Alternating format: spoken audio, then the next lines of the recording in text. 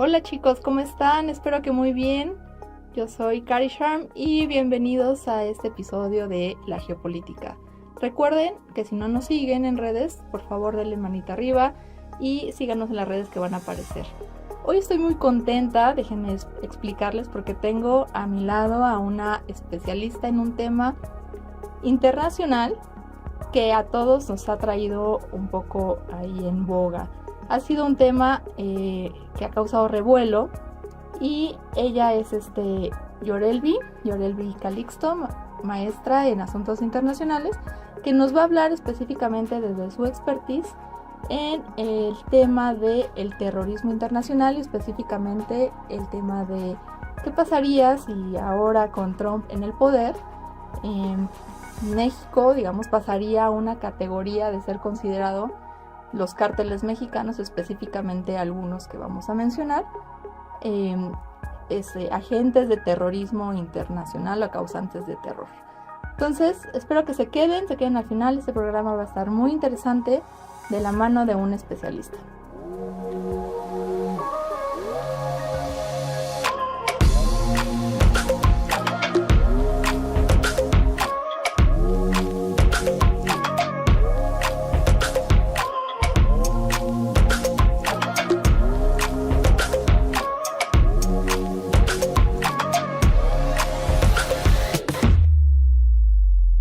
Y bueno, pues a grosso modo les platico de ella. Ella pues es doctorante en seguridad internacional y maestra en asuntos internacionales por la Universidad Anáhuac Norte. Es internacionalista por la UNAM, de hecho como yo, no nos conocimos ahí, nos conocimos hasta la maestría por azares del destino, pero pues bueno, somos de la misma hermandad y de la misma escuela. Cuenta con diplomados en análisis de terrorismo y seguridad y defensas nacionales. Ha trabajado en la Secretaría de Relaciones Exteriores en temas de desarme y fue docente en la Universidad de la Gran Casa de Estudios UNAM, impartiendo cursos sobre armas de destrucción masiva y terrorismo. Ha sido también ponente en diversas instituciones, entre ellas la Marina y otras, y ha impartido conferencias y congresos sobre seguridad y temas de agentes biológicos. Está más de decir que cuenta con más de 12 años de experiencia como consultora independiente, o sea, es decir, que es emprendedora, en temas de seguridad, terrorismo y crimen organizado. Actualmente es directora del Gabinete de Análisis e Inteligencia en una empresa de seguridad israelí, enfocándose en la creación de sistemas de seguridad hechos a la medida. Y bueno, antes de, evidentemente, de darle la palabra a esta increíble especialista, les voy a introducir poco a poco a este tema, y pues ella ya nos irá ahí matizando ciertos asuntos, introduciendo algunos conceptos y sobre todo haciendo esta plática. Quiero que sea como esta plática muy, muy de café entre compañeras, entre amigas, para conocer pues de qué va este tema en seguridad internacional, este tema de terrorismo y cómo México pues se ha visto en esta disyuntiva en estos temas tan complejos ahora con la segunda vuelta de Trump. Y bueno, habrán escuchado en medios recientemente que lo primero que quería hacer Trump en cuanto pisara la Casa Blanca era, ya saben, estos discursos, ¿no? La primera acción era designar a los cárteles Jalisco, Nueva Generación, Cártel Sinaloa y otros como terroristas. Y bueno, claro, o sea, esto ha causado preocupaciones en las más altas esferas de la política mexicana. De hecho, al día siguiente, en un discurso casi inaugural de algunas órdenes que firmó Trump, donde menciona este tema, que en cuanto llegara era menester e importante salvar, ¿no?, al país de la tragedia de seguridad y de migración que estábamos viviendo. Pues al día siguiente Claudia Sheinbaum, nuestra presidenta, se pronunció y dijo, bueno, México es una nación independiente, soberana, que se hace cargo de los asuntos y pues estamos dispuestos a cooperar. Ese fue como el mensaje, ¿no? Pero básicamente hay que entender que más allá de lo que se diga diplomáticamente, hay un contexto fuerte detrás de esta palabra, ¿no? Terrorismo como tal. ¿Por qué? Porque, bueno, en un análisis más exhaustivo, a veces yo creo que la palabra se llega a usar como sin profundizar tanto en su significado, y en muchas ocasiones a lo largo de la historia, también especialmente a través de Estados Unidos, que es como la máxima expresión de un país que busca llevar la paz y la seguridad internacional a otras naciones que pues no pueden por sí mismas y son consideradas como terroristas, lo que hace es como un poco por debajo del agua o de la mesa, recrear otras acciones, no tanto ni diplomáticas, ni de seguridad, ni democráticas, ¿no? Por ejemplo, actualmente pues Estados Unidos tiene más de 68 países considerados dentro de esa categoría de países terroristas, y pues la historia un poco nos ha dejado entrever que entre ellos a muchos, digamos, ha justificado algún tipo de intervencionismo. El caso de Al-Qaeda, el caso de Siria, de Palestina, de Cuba, de Afganistán, que figuran dentro de esta categoría de países terroristas, pues un poco no tanto dentro de la diplomacia clásica, sino que por otros medios ha tenido mayor injerencia en estos países, pues por llevar la seguridad y la reconstrucción a sus territorios, ¿no? Entonces, como que ese es el escenario que yo visualizo a grosso modo. Y bueno, o sea, si bien en México ya ha habido como acciones por parte de Estados Unidos para cooperar en temas de seguridad, como el Plan Mérida y otros, yo aquí dejaría el tema un poco en el aire. ¿Qué tanto esto ha sido como una estrategia que ha funcionado? O bueno, ahora con esta propuesta de Donald Trump de declarar ya específicamente a los cárteles como terroristas, pues las matices y los tonos políticos van a ir cambiando. Y pues aquí yo muy agradecida de que estés en este espacio, con todo el respeto que te tengo como colega en temas internacionales, y pues más aún tú en temas especializados en terrorismo y seguridad y otros. Yo te haría como unas preguntas de manera que nos pudieras ampliar al público aquí presente nuestro conocimiento sobre ese tema, y pues realmente lo que implica y lo que puede ser a largo plazo si esto se llega a implementar, ¿no? Y bueno, en primer lugar, yo te diría, ¿qué entiendes o qué se entiende por terrorismo? Así la pura palabra. Pues bueno, Cari, un placer estar aquí. Muchas gracias por la invitación. Después de un buen rato de no vernos, es un placer verte ahora de este lado de la pantalla.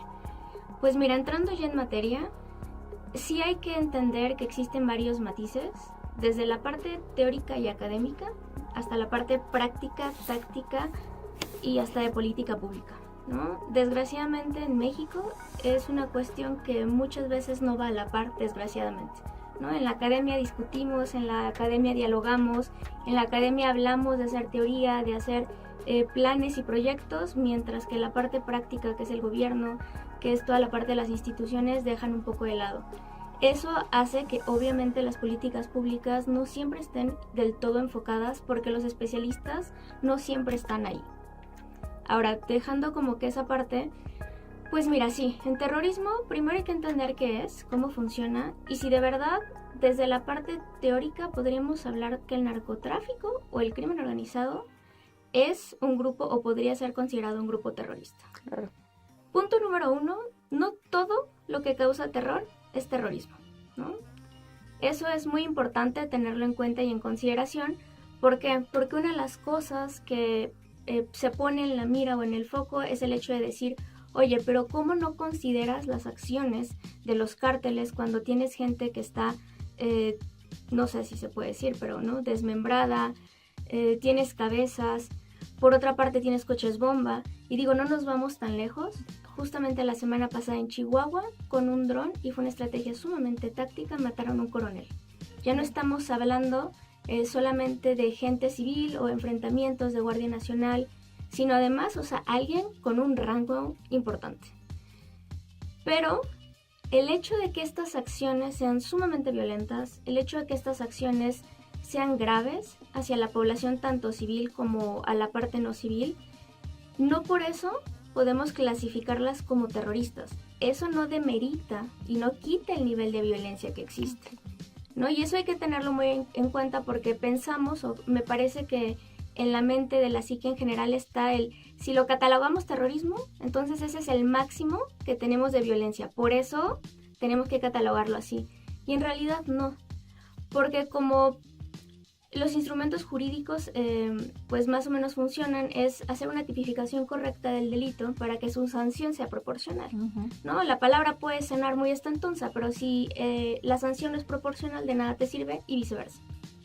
Entonces, entrando como que en esta parte, el terrorismo, como tú muy bien lo mencionaste, ¿no? Estados Unidos empieza a ser este gran actor y defensor del mundo, sobre todo después del 11 de septiembre.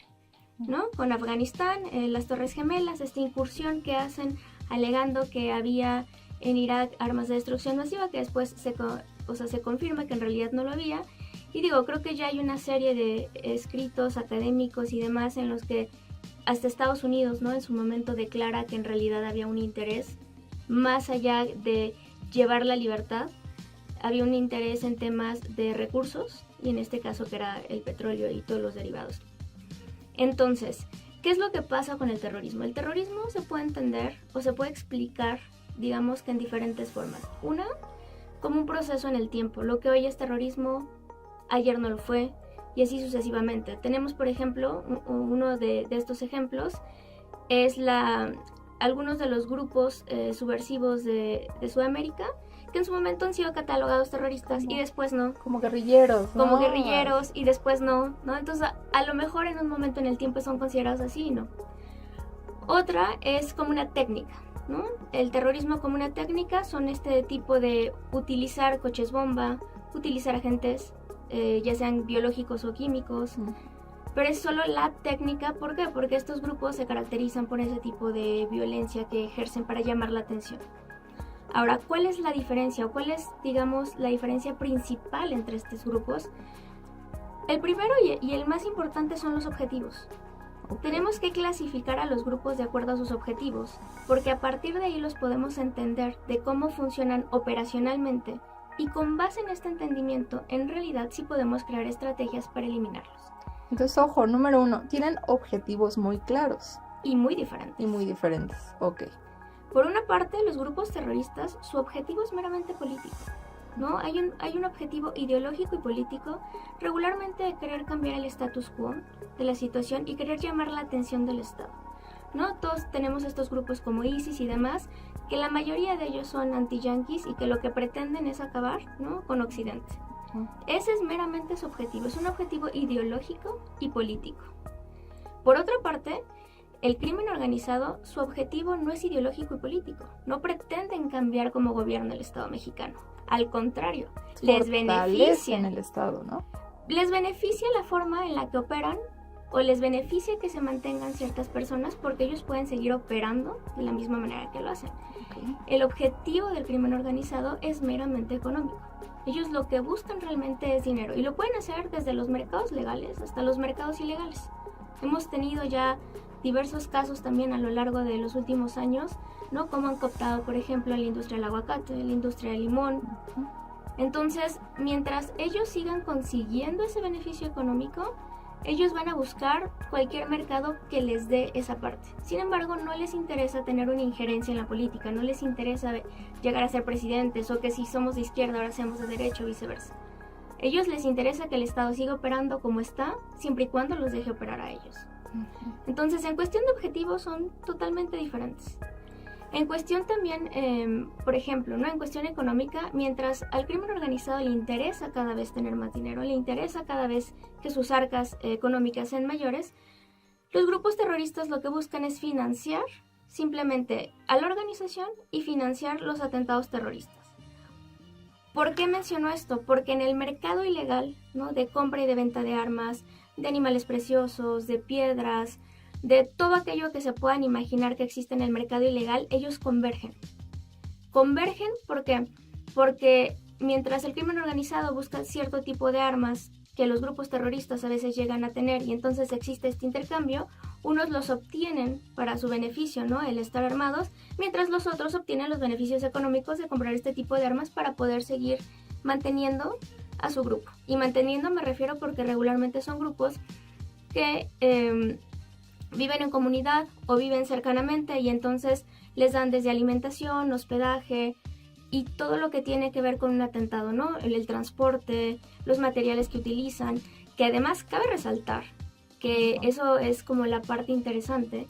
Todos los atentados que tienen que ver con grupos terroristas son sumamente baratos a comparación de lo que se creería, ¿no? Han habido atentados que en realidad tienen que ver más con la capacidad que ellos tienen creativa para crearlo, que en realidad que necesiten grandes cantidades económicas para comprar explosivos, No, en realidad no, suelen ser mucho más creativos. Entonces también por eso para ellos la parte económica no es tan importante, porque no requieren tanta cantidad de dinero para hacer este tipo de atentados. Ok, y si bien no es importante, si se hacen de capacidad económica, y por eso en el entorno internacional buscan que sean financiados por algunos países aliados, ¿no? O ese es el pretexto, tal vez. Pues países aliados, pero por ejemplo incluso se llegó a detectar que con los atentados de las Torres Gemelas, algunas de los recursos que ellos obtuvieron fue comprando y vendiendo en plataformas en línea.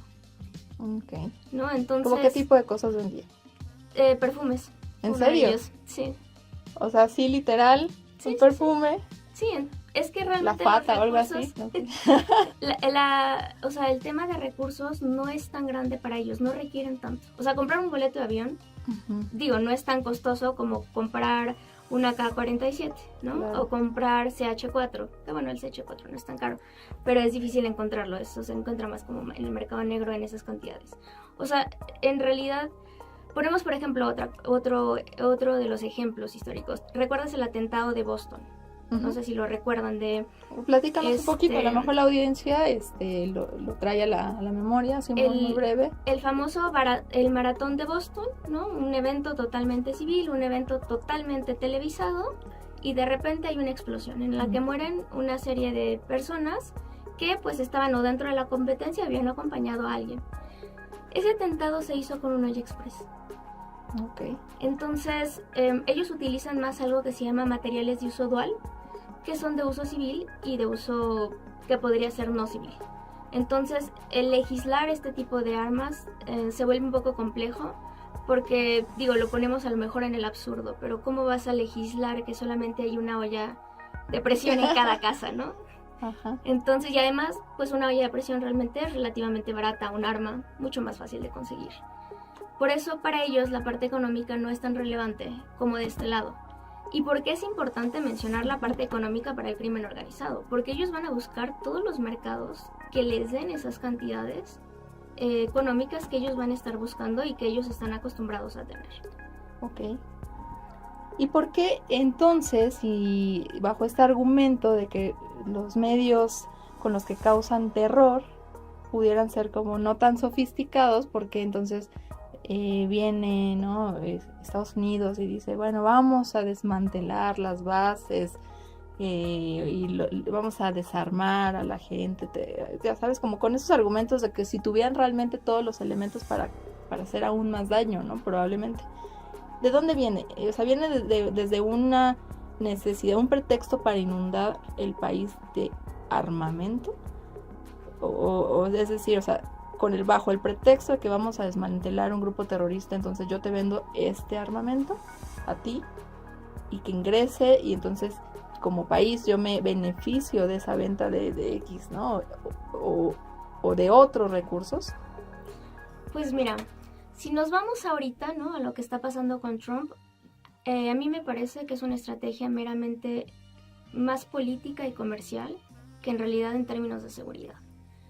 Porque lo que se ha alegado, por lo menos de este lado, del lado de Trump, es acabar con los laboratorios de fentanilo. Pero crear un laboratorio de fentanilo es sumamente barato. Entonces puedes tú desarticular los que existen y el día de mañana los van a volver a crear sin ningún problema. De hecho, si escuchamos los discursos de Trump versus los discursos de Sheinbaum que hablan del mismo tema, son discursos que sus objetivos son opuestos, aunque estén hablando de lo mismo, ¿no? De este lado, Claudia Sheinbaum habla de que vamos a dialogar, no vamos a permitir que exista una injerencia, esto es un tema de cooperación. Incluso ha mencionado, ¿no? Pero y con toda la razón, en esa parte, todo lo que tiene que ver con drogas es una cuestión meramente económica de oferta y demanda. Mientras existe una demanda, va a haber una oferta. Claro. Y el mayor demandante de este tipo de estupefacientes, pues es Estados Unidos, ¿no? Y entonces con razón le dice, oye, pero tú controla la población que lo está demandando, porque al final si se está mandando la droga es porque allá le están requiriendo. Mientras que Trump está hablando de deshacer, ¿no? Las laboratorios de fentanilo, de poner impuestos, de poner aranceles, de poner una serie de cosas que no tienen nada que ver ni siquiera con crimen organizado, ¿no? Como el tema de arancelario no tiene que ver con crimen organizado. En realidad, ¿qué es lo que yo veo detrás de todo este discurso de Trump? En primer lugar, hay que tener en cuenta que Trump no es un político. Trump es un personaje atípico de la política. Y entonces no nos podemos poner a pensar que su lógica, su discurso e incluso su diplomacia va a ser como la de un Biden, va a ser como la de un Bush, porque él es un empresario. Sí, no está ligado a los conceptos como de seguridad internacional, la legislación, derecho internacional. O sea, para él no existe, básicamente. Para él existe lo que a él le convenga que existe, y eso nos lo ha demostrado. O sea, cuando él decide que algo es real, va a ser real. No nos vamos lejos. Todo el mundo sabemos que el cambio climático es una realidad que cada vez tenemos más cerca. Pero bajo la lógica económica de Trump no le conviene aceptarlo, razón por la cual sale del Acuerdo de París recientemente. ¿Por qué? Porque desde su primer mandato se supo que toda su familia está involucrada con empresas que tienen que ver con las petroleras. Entonces, para que él pudiera seguir apoyando a estas empresas y lo pueda hacer, obviamente necesita quitar estos acuerdos internacionales que le pondrían el pie en dado caso. Claro. Entonces, bajo esta lógica es entender que lo que busca Trump realmente son más temas económicos que un tema de seguridad per se.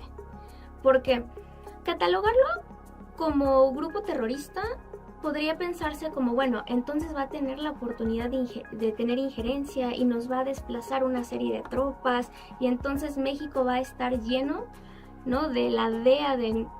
No va a pasar. Por ahí va el temor, ¿eh? Por ahí va un poquito lo que la gente cree, o de que una vez catalogado como grupos terroristas, ¿cuál sería la implicación política y de seguridad?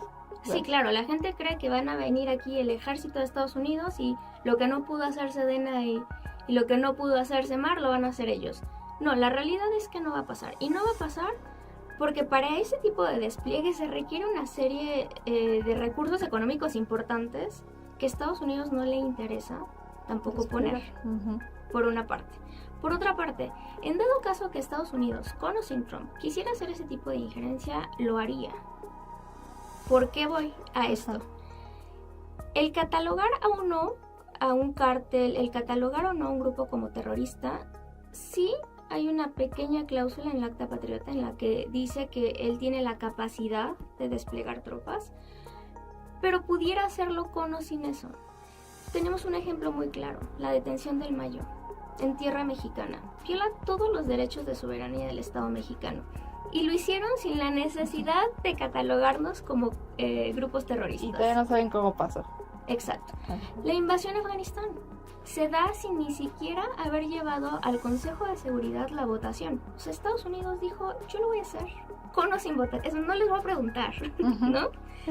Estados Unidos siempre ha hecho en estas situaciones lo que a él le parece conveniente y después lo ha justificado como le ha parecido conveniente. Entonces, el clasificarlos en realidad a ellos no les da ni más ni les da menos directamente hablando. Es más una presión política. ¿Por qué? Si ellos llegaran a clasificar a los cárteles como terroristas, ¿qué sí podría pasar? Todas las empresas que estén ligadas directa o indirectamente y se compruebe al financiamiento a los cárteles serían vistas como financiamiento a grupos terroristas. Estados Unidos tiene la capacidad de En caso de que estén en Estados Unidos, quitarles la visa, deportar a los familiares, llevarlos a juicio, además de cerrar cuentas bancarias y llevar a las empresas a una serie de auditorías que tienen que ver con grupos que se dedican al financiamiento y blanqueo lícito, ¿no? ¿Cuál es el tema? ¿Y por dónde creo que más bien es la presión? Me parece que es por dos vías. La primera es porque aquí en México, todo lo que tiene que ver, por ejemplo, con la industria aguacatera, que está en Michoacán, la gente se ve obligada a pagar cobro de piso para poder seguir trabajando. Claro. Eso entraría como financiamiento al terrorismo.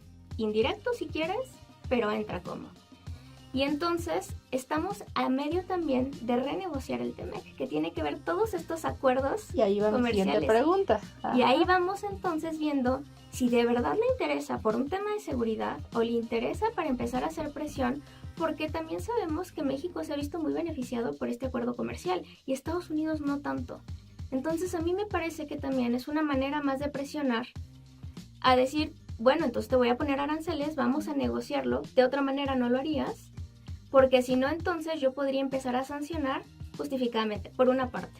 Y la segunda parte es que México, si llegaran a ser catalogados los cárteles, que en principio he hablado del cártel Jalisco y cártel de Sinaloa, que después hablaré un poquito de ese tema, porque pues por ejemplo el cártel de Sinaloa ahorita se está escisionando, entonces ¿a cuál de las dos decisiones no vas a catalogar? Los ambos. Tiene que ver con que México ya ante la comunidad internacional sí se vería involucrado en un tema de falta de credibilidad, de falta de inseguridad para todos inversionistas extranjeros que quisieran venir a México. O sea, sí lo pondría ya en una tela de juicio para todos los inversionistas extranjeros, para el tema de negociaciones. Las empresas que comercian se verían obligadas a una serie de requisitos y a una serie de auditorías por parte de las autoridades fiscales por esta categoría, lo cual desincentiva la inversión, extranjera, y por supuesto nos va a pegar también en la parte turística, ¿no? Porque México es uno de los grandes países que vivimos del turismo. Claro. Entonces, en esa parte, Trump sabe que puede estar haciendo, ¿no?, hasta cierta manera como una presión que no va a ser directamente lo que van a ser las consecuencias, pero sabe que a México no le conviene, no tanto por la parte de si va a haber una incursión del ejército, sino por la parte económica. Ok, ahí te voy a detener tantito, porque justamente uno de lo que lo mencionaste, la negociación del tratado, que ahorita básicamente, dímelo tú, ha sido como un poco el hilo conductor de esta primera fase de llegada, ¿no? Con el tema de aranceles y después esta vinculación de nombrar o no terroristas, ¿no? Que también efectivamente puede impactar en lo económico. ¿Cómo tú ves así a grosso modo, además de lo que ya nos mencionaste, las empresas que se puedan ver involucradas o sancionadas, cuál sería como el primer impacto directo en la economía de México, pero un poco, no tan directo, pero sí un poco político, al tema de China, que usa México como puerta de entrada al mercado estadounidense? O sea, cómo el argumento terrorista indirectamente también le está pegando en lo económico a estos dos países, ¿no? México, por un lado, como el tema de que está beneficiado por los incentivos del tratado, y China, que muy también por underground ha aprovechado y ha inundado con productos chinos para realmente llegar al objetivo de establecerse, pues, o venderlos en Estados Unidos, ¿no? Que es el mercado más grande, ¿no? Pues mira, desde la parte económica empieza siendo una cadenita, ¿no? O sea, si tú le pegas a la industria que tiene que ver con alimentos, se encarece desde la canasta básica. Otra de las industrias que me parece que también pudiera llegar a tener un efecto, todo esto que está hablando del aluminio y demás, y hay que recordar, toda la zona del Bajío es una zona donde está toda la fabricación de carros. Entonces, una vez que tú empiezas a poner impuestos a eso, está obligando a las empresas norteamericanas a comprar esos productos que nos compraban a nosotros, justamente por esta parte del tratado mucho más barato, a comprarlas en Estados Unidos. Entonces aquí vas a tener producto que no vas a poder mover, obviamente una pérdida de trabajos, y empieza la escalada, ¿no? O sea, que empieza desde la parte empresarial, pero que pega al ciudadano de pie, porque al final es encarecer todos los productos de la canasta básica, eventualmente. Claro. Que es una de las estrategias, y me parece que es uno de los objetivos de Trump. Trump no quiere que se sigan fabricando acá las piezas, prefiere que se sigan fabricando en Estados Unidos, porque es darles allá una mayor economía, es darles allá una mayor movilidad, a dársela a México. Ahora, desde la parte de China, pues sería interesante ver cuál va a ser su jugada, porque China es un actor que no por nada tiene ahorita el poder que tiene. Es un actor sumamente estratégico y que él siempre ha visto por un tema económico. Entonces, él va a jugar con quien tenga que jugar para poderse seguir beneficiando de este pleito.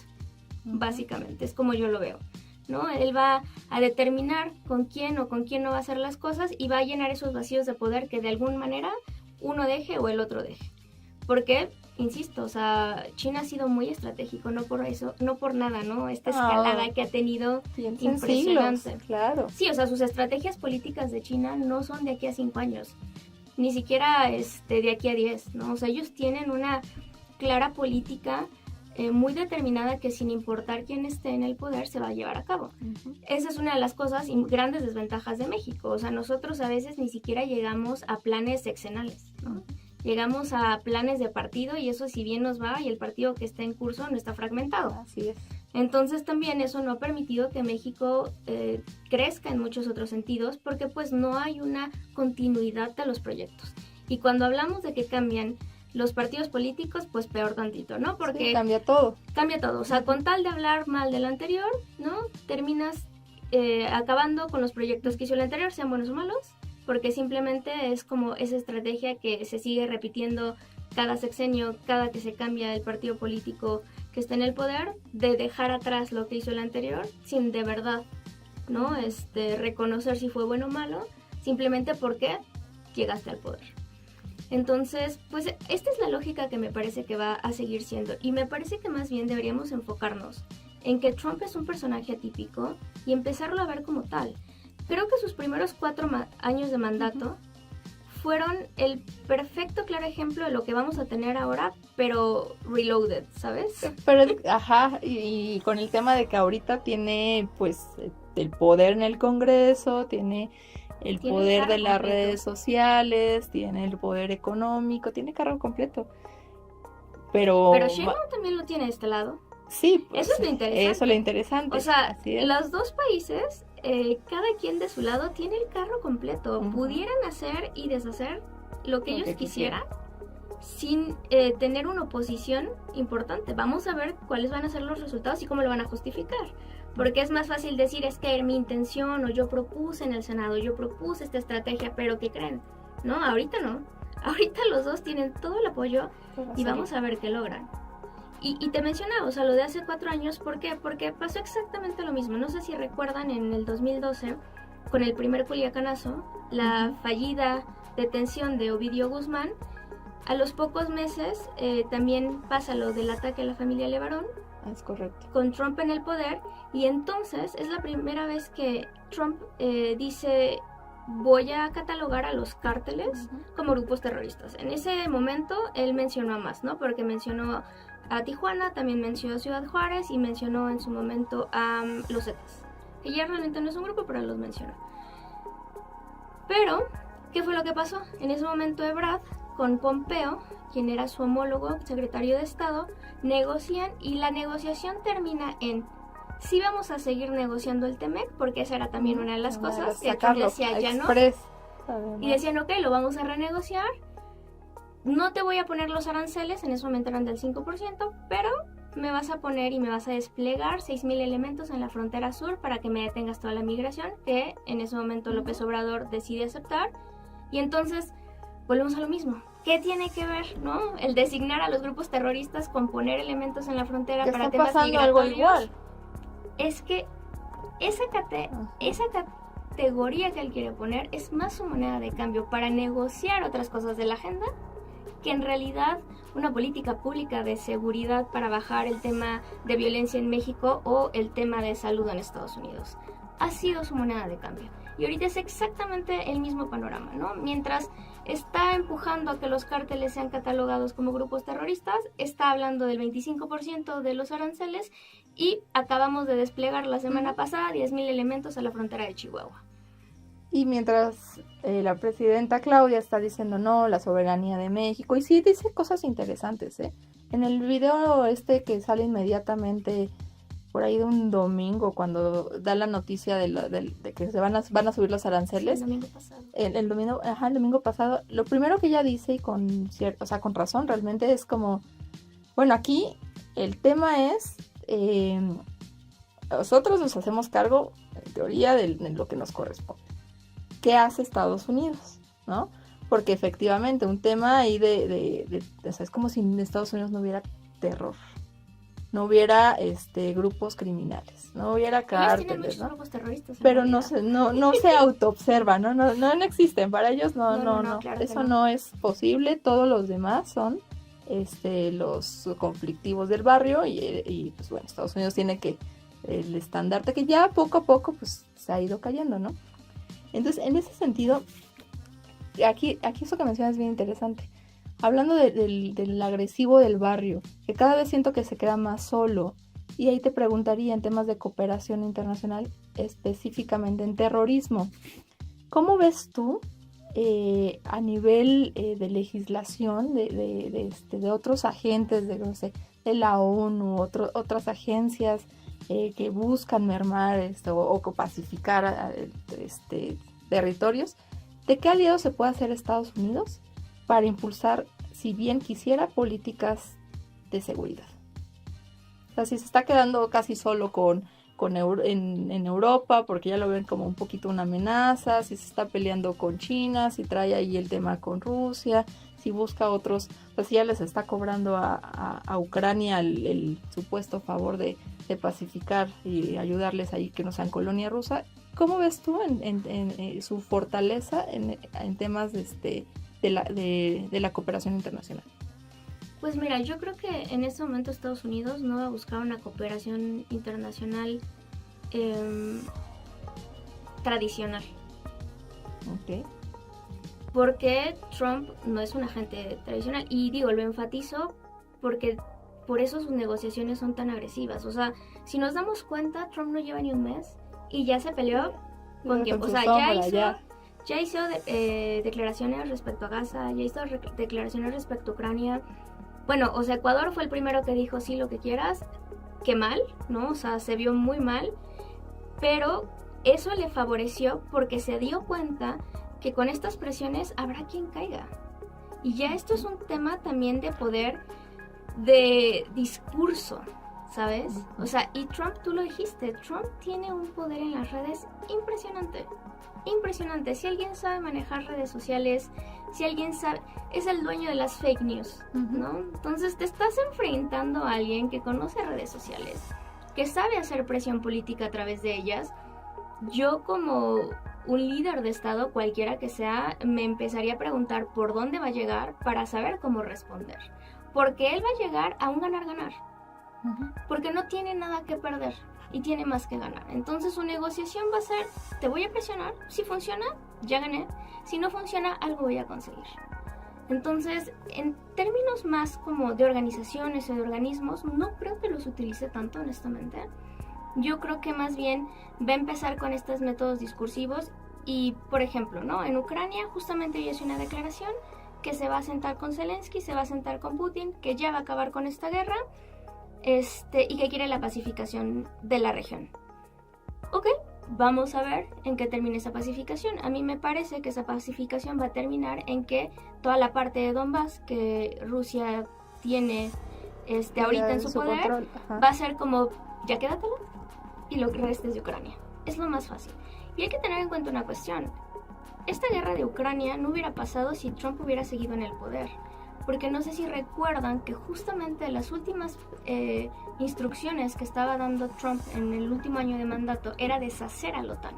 ¿Por qué? Porque les cuesta económicamente. Muchísimo. Y el que más ponía economía era Estados Unidos. Y entonces Trump dijo, ¿quieren que sigamos siendo esta alianza? Hagámosla, pero necesito más recursos y yo ya no los voy a poner. Y si no, entonces se acaba. 2 años más que hubiera estado Trump en el poder, seguramente Hubiera cortado el financiamiento. Entonces la OTAN ya no hubiera seguido presionando a Ucrania para que hubiera sido parte de... y no hubiera existido esta guerra. Ok, interesante. Entonces, lo que sí, y esa es la estrategia de Trump, que él ha dicho desde la primera vez que fue presidente de Make America Great Again, tiene que ver con regresar el poder como economía a Estados Unidos. ¿Economía y político le ves o más económico? Yo lo veo más económico y todo lo empresarial que tenga que ver con sus aliados. Llámese Elon Musk, llámense Tecnología, industrias petroleras, algunas farmacéuticas. O sea, todas esas empresas de Big Fat que le llaman el gobierno de Estados Unidos, que están y que han apoyado a Donald Trump, serán las que se van a ver beneficiadas sí o sí. Y digo, lo podemos ver muy claro. O sea, salió una declaración un día después de las elecciones de Trump, Elon Musk de 216 millones pasó a 426. O sea, duplicó. Sí, duplicó su ¿Cómo economía. no la apostó? Claro. Entonces, esa es la tirada. La tirada es meramente económica. La tirada es traer toda la economía que Estados Unidos perdió por las guerras, ¿no? O sea, que perdió en Israel, que perdió en Ucrania, que perdió por estar involucrado básicamente en casi todos los conflictos del mundo, para fortalecer la economía. Una vez, si es que llega, porque digo, también 4 años es poco, pero si llegara a lo mejor, ¿no? A conseguir algo económicamente fuerte, ahí veríamos si a lo mejor si hay otra estrategia, si estamos hablando de otro tipo, o se les ocurre una nueva invasión o una nueva pacificación en otro lado. Pero ahorita me parece que su estrategia inicial es reconstruir esa economía de Estados Unidos fuerte que se ha ido perdiendo a lo largo de los años, y todo va a estar en términos de eso. No por nada quiere pacificar, no porque le interese la paz, sino porque le interesa ya no seguir invirtiendo, ya no seguir mandando armas, mandando aviones, mandando una serie de recursos para poder seguir manteniendo esa guerra. Okay. Que Ucrania por sí sola, no. No, y bueno, y que les está cobrando también el favor, ¿no? Aquí, digo, un poco para ir aterrizándolo. Trump solamente se ha referido hasta ahorita a grupos terroristas en México, pero no en la región como tal, de América Latina. Hay 2 más. Mencionó en Venezuela, donde está el Tren de Aragua, Ajá. y mencionó la Mara Salvatrucha. Y la misma lógica sería, o sea, yo como visualizo un poco a Trump, efectivamente es como si también quisiera retomar sí lo económico, pero también la presencia que ha tenido en América Latina. Es como decir, primero recurro a lo conocido. Y entonces empiezo a hacer una serie de estrategias y de condicionamientos para ver quién responde, ¿no? El tema como tal, tú ves o sea, ya hablamos de que no hay como tal una estrategia de seguridad y todo, pero si se llegara, hagamos el supuesto, que se llega a nombrar, tiene todo el carro completo, el Congreso lo aprueba y se determina grupos terroristas, ¿no? Y no se levanta de la sanción a Cuba y también, ¿no? ¿Cuál es el panorama para nuestra región, para América Latina y México un poco como a un líder yo no lo llamaría tanto líder, ya que ya veo que hay otros actores, ¿no? preponderantes en América Latina, pero digamos somos de los fuertes. ¿Cómo verías este impacto del terrorismo en América Latina, o cómo eso le puede favorecer a Trump como para decir, pues tengo aquí, I have something back, ¿no? Pues mira, si se le llegara a catalogar así, básicamente México podría llegar hasta ser catalogado como un estado fallido.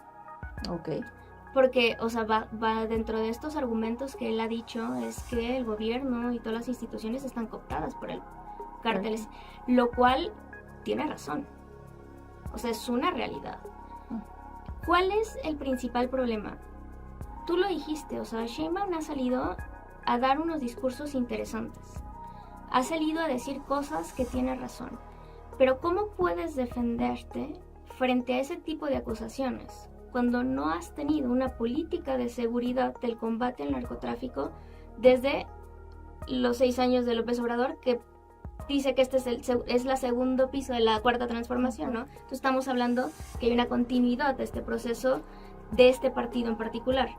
Si hace 6 años no tienes una estrategia de un plan nacional de desarrollo enfocado para el combate a la delincuencia y actualmente tampoco lo tienes, tampoco tienes herramientas para discutir y decir no somos. O sea, tiene razón en decir, los que demandan la droga es allá. México, como cualquier país soberano, no tendría por qué tener injerencia. Sí, es cierto. Pero también la realidad es que tenemos un nivel de violencia cada año mucho más grande.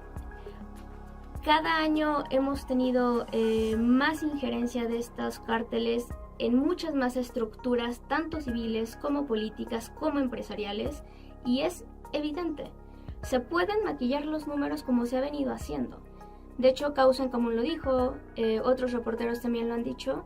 Yo que me dedico también a estar monitoreando las incidencias delictivas de ciertos delitos en varios de los estados, es evidente cómo es cierto y lo anuncian, ¿no?, con bombo y platillo, que el número de homicidios ha disminuido. Sí, pero casualmente en las mismas regiones el número de desaparecidos ha aumentado.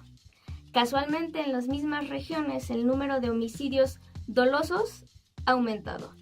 Entonces no cuadran, ¿no? La Y estadística. hay un artículo muy interesante donde hicieron un ejercicio respecto a lo que hace el secretariado de todo el número de homicidios dolosos y demás, versus lo que tiene el INEGI a través de todas las fosas, que es el número de muertos que tenemos, y no cuadran de un lado y del otro, ¿no? Entonces es evidente que también hay una manipulación de estos números para poder salir a campaña y salir en política y decir, hemos bajado.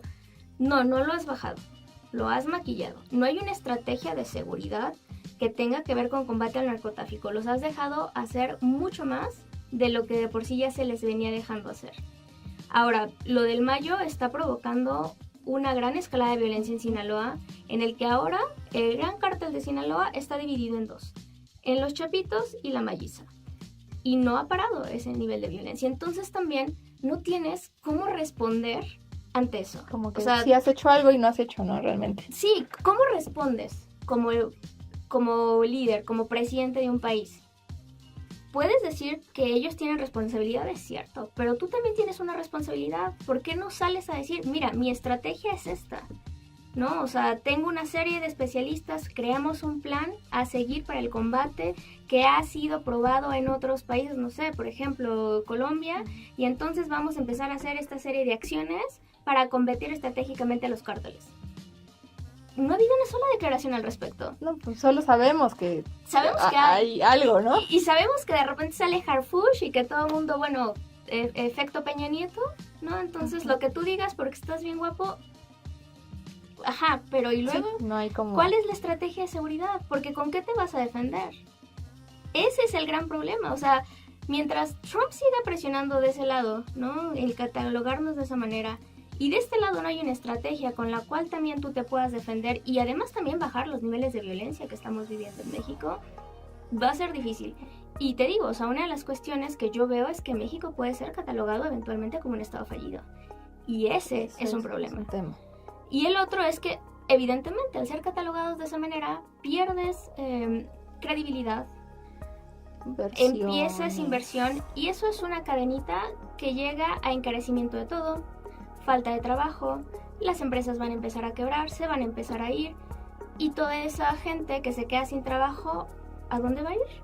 Algunos, si tienen la oportunidad económica, probablemente migren a otros lugares, y los que no, se van a volver a quedar en las arcas de los cárteles. Y entonces vas a tener cárteles mucho más fortalecidos por el número de población que va a tener. O sea, es una cadenita que pega en todos los sectores, ¿no? Pega en la parte de seguridad, pega en la parte económica, pega en la parte empresarial, va por todos lados. Sí, claro. Híjole, es fuertísimo lo que estamos diciendo, y a manera también como de conclusión, digo, yo sé que al final también entender lo que es un estado fallido tiene sus temas muy, muy específicos y es fuerte, ¿no? Pero ¿qué perspectiva le ves que pudieras seguir en este dimes y diretes entre la estrategia Trump, de presionar más en lo económico y un poquito de tener el avance ahí de otros países, ¿no? Como para recobrar un poco de fuerza.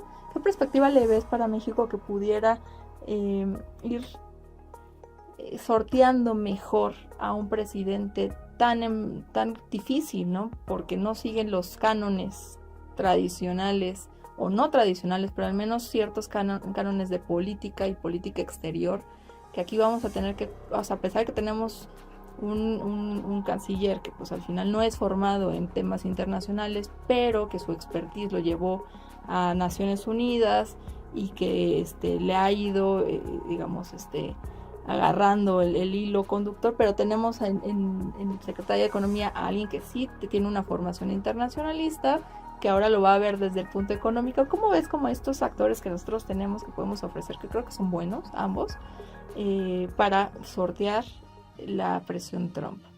¿Cuál sería la perspectiva? Y ahí pudiéramos ir concluyendo el tema. Ya hablamos, como resumiendo el tema, ya hablamos del impacto económico, de la denominación, el impacto político, el impacto internacional, la falta de la carencia de credibilidad que pudiera generar. Ahora, justo qué salida pudiéramos tener, ¿no? Para sortear un poquito ahí los golpes del trumpismo. Pues yo lo veo complicado. O sea, gente experta en la materia, gente que pudiera... Tenemos muchos expertos en México de muchas áreas. El tema es que no siempre están en la toma en la mesa donde se toman las decisiones, en las secretarías que deben de estar, porque este clientelismo político nos lleva a eso. Ahora, Ebrard tiene mucha experiencia, no solo en un montón de secretarías, sino también lidiando con Trump. Esa es la realidad. Creo que él es el que más pudiera tener idea cómo es que se pudiera negociar con él. Digo, López Obrador lo utilizó en un montón de secretarías el sexenio pasado, ahorita está en economía.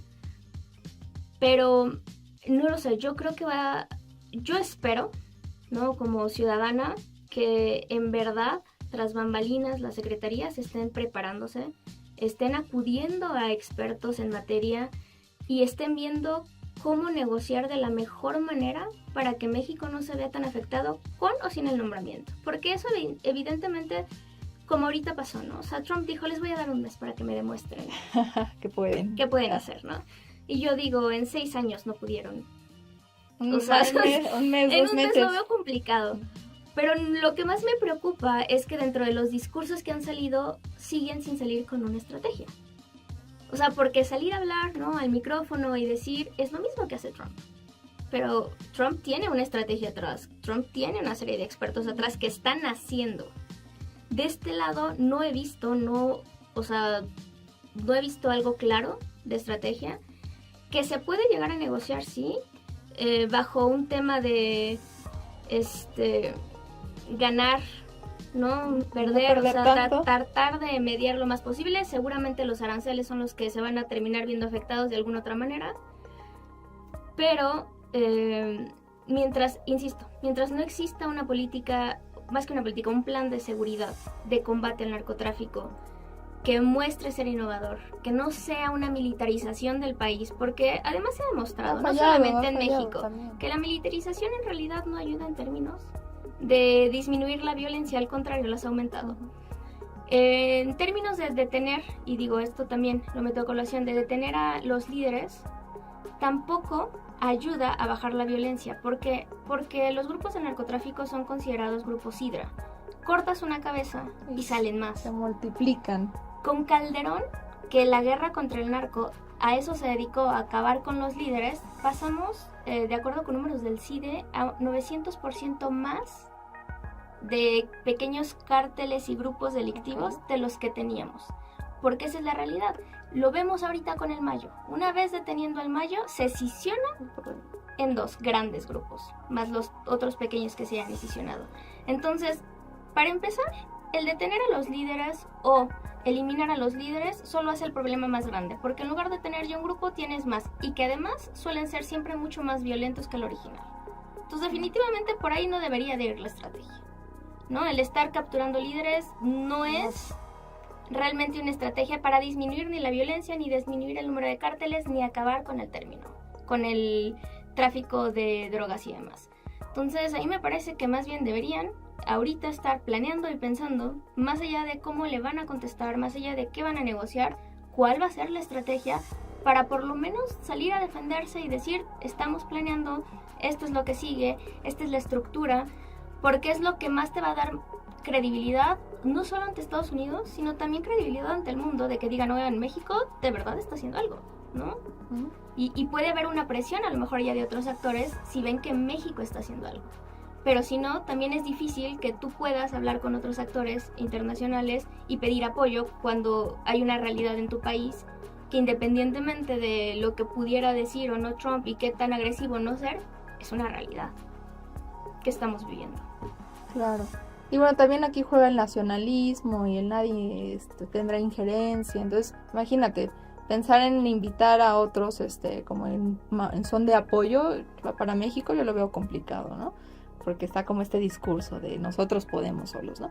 Entonces, pues, no sé si quieras concluir con alguna reflexión, un punto final, algo que hayamos a lo mejor dejado en el aire.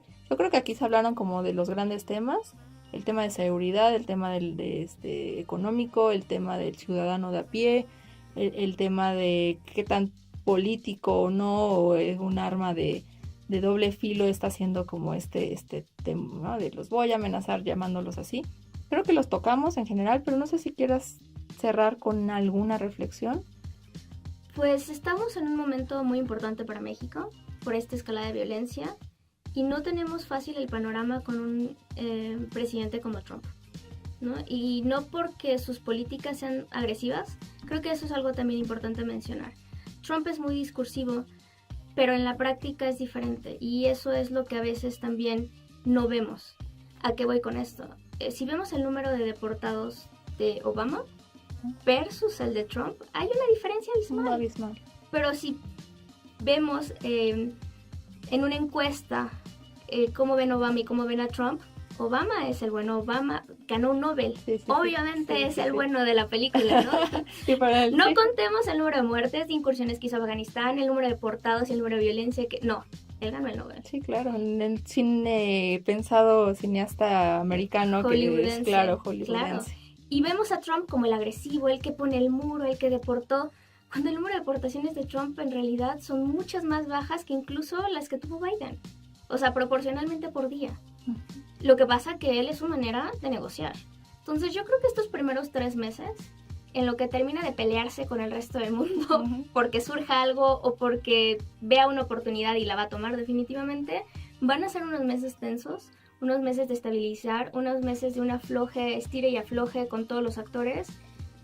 Y después de eso seguramente van a estabilizar, ¿no? Yo esperaría que de verdad desde la presidencia tomen las mejores decisiones, porque ya tenemos una economía también muy debilitada, ¿no? O sea, sí tenemos un tema económico que no está del todo bien, pero pues vamos a ver qué pasa, ¿no? O sea, es muy pronto creo también para empezar a ver, pero bueno, yo lo que vislumbro es eso, o sea, es la misma negociación que ya Trump había hecho hace 4 años, va a seguir con lo mismo. Él simplemente está viendo qué tanto lo dejan entrar y qué tanto le van a dar, ¿no? Como Ecuador, que le dijo, bueno, sí, lo que quieras aquí. Yo te firmo. Entonces, pues vamos a ver qué pasa, ¿no? Vamos a ver qué hace Sheinbaum, qué hace Brad, que son los que están ahorita ahí empujando y negociando. Oye, Yorelvi, ¿dónde te podemos seguir?